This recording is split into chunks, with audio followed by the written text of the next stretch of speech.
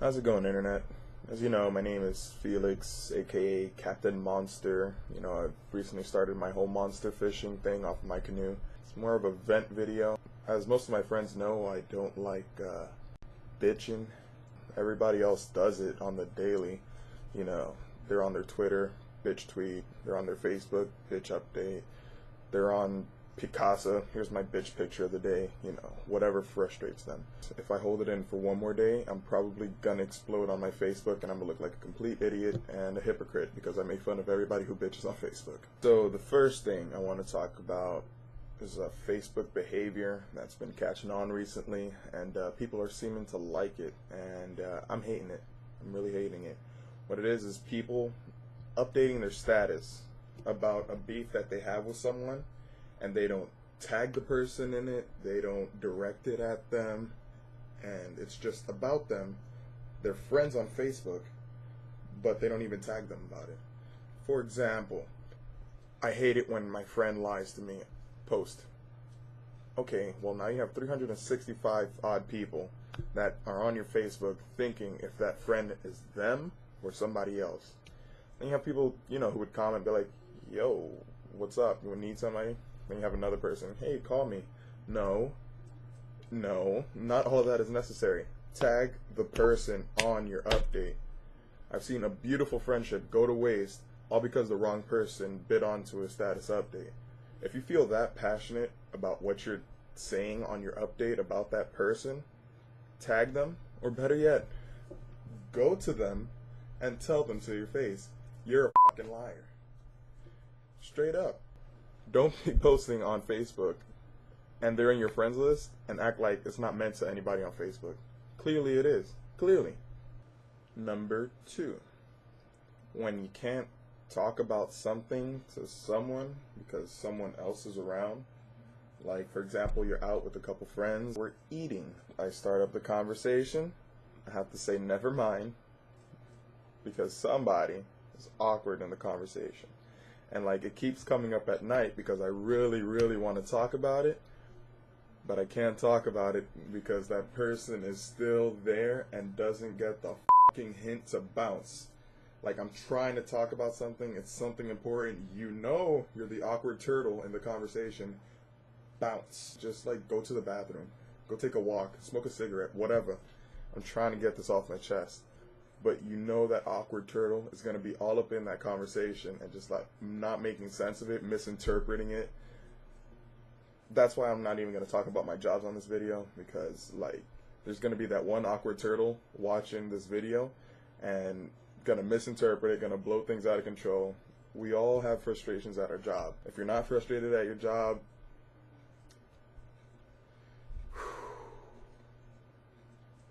let me get what you're smoking. I'll just driving a brother to drink up in this. Oh lordy, I've been holding this back for so long. Number 3 would have to be indecisive people. That person that can't really make up their mind by themselves, or they need a lot of extra time for a decision that doesn't require that much time. Call me a computer nerd, but I think decisions should be based on how a computer makes its decision. It should either be on or off, 1 or 0, yes or no. I'm asking you a question.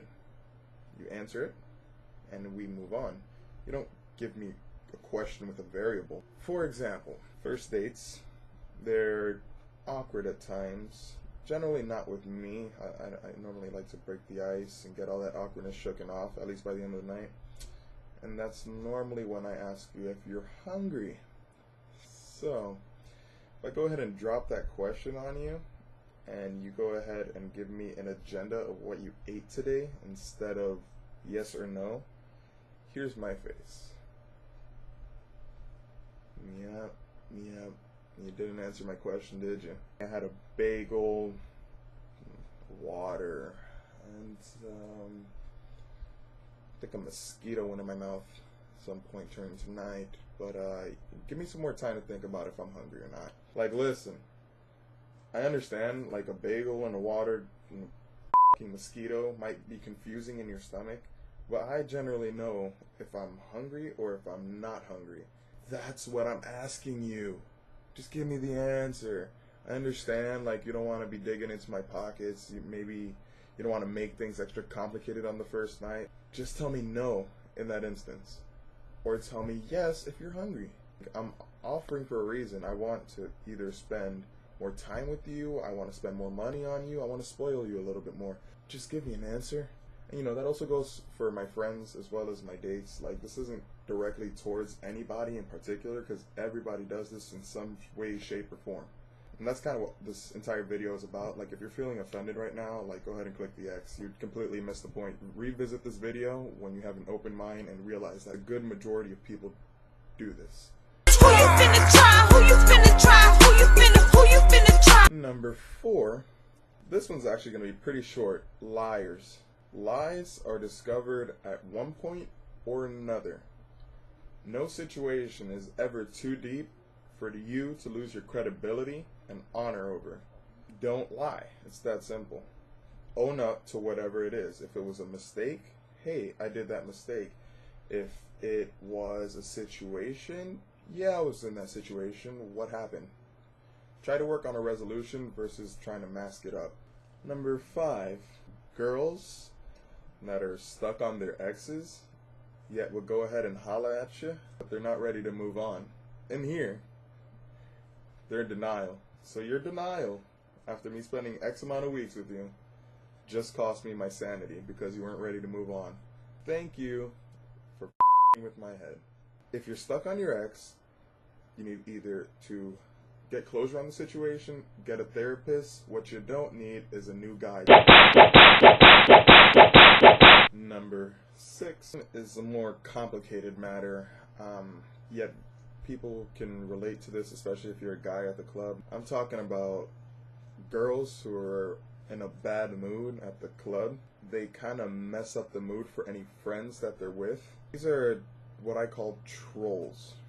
Now, the word troll is very demeaning in manner, but I find it super fitting because trolls are generally not physically appealing in manner. They're surrounded by super hot girlfriends. They're in a bad mood. Their friends have to make sure she's good all night, and they're like, okay, it's gonna be alright, there's plenty of guys here, yeah, we're gonna have a fun time. And that's what they're saying the whole night. And this troll is just sucking in all this hotness around her, not having a good time, not even intending on partying or anything like that, or releasing her friends. Her friends need to cater to her. They need to feed the troll, they need to walk the troll. But it's not a troll in their mindset. They're just doing it for a friend. It's community service. A friend in need is a friend indeed. For example, my song comes on. Nice tall girl, fit body, nice face. I like it. I spot the troll. I'm gonna go for it. A little shoulders. Little fist pump. Tell my friend, yo, I'm going in. Can I dance?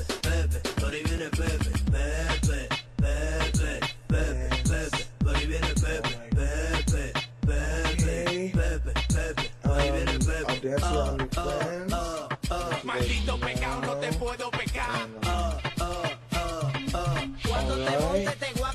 So now, this comes the other way. Moment lost. She wanted to dance because she was moving. You know what I'm saying? And I guess I can misinterpret moving for maybe wanting to go to the bathroom, but it's a club, so it's expected to dance at a club. Girls, if you have a troll, don't take her to the club. Take her to a bar where she can drink and drink to her godless body. Passes out, put her in the car, and then hit the club.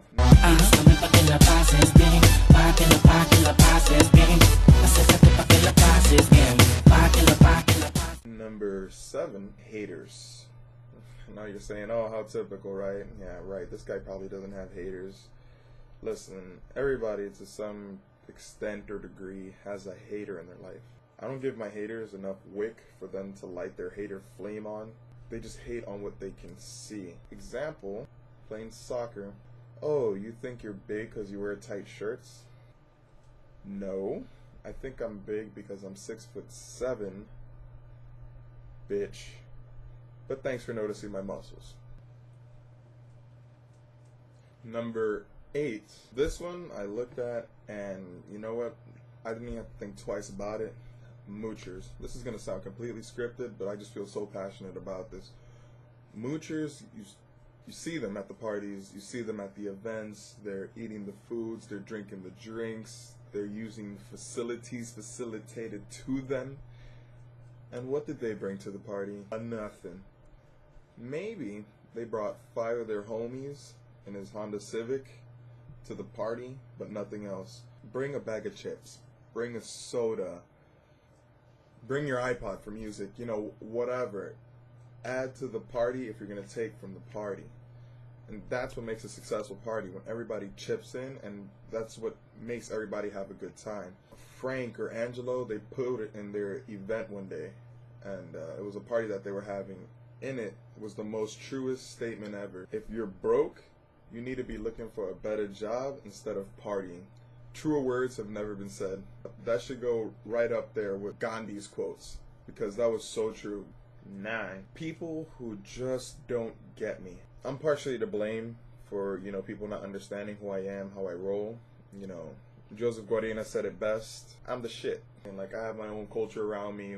It's partially nerd with cool guy with fisherman. One thing in particular that gets me is when I'm sending a text and I put like an extra acronym in there and they don't know it and they bitch about it.